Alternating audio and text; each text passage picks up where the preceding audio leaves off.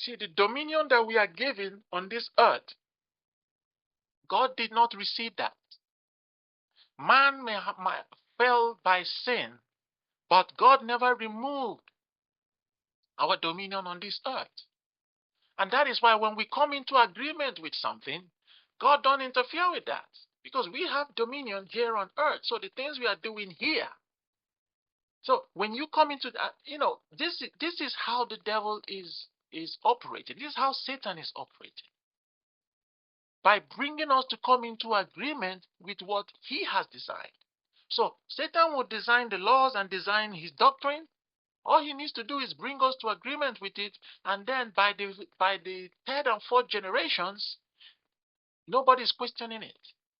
So that is why even well-meaning people, well-meaning believers, filled by the Spirit, are still teaching, going by these doctrines that the so-called early church fathers have decided.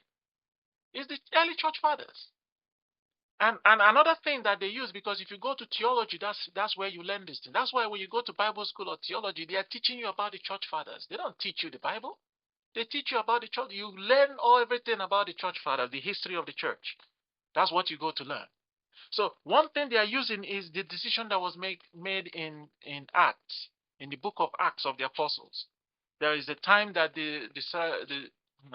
they came together to make a decision about circumcision and things like that.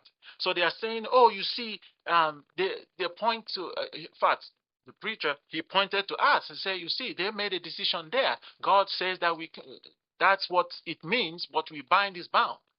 But the decision they made did not go against the laws of God. It didn't go against the laws of God.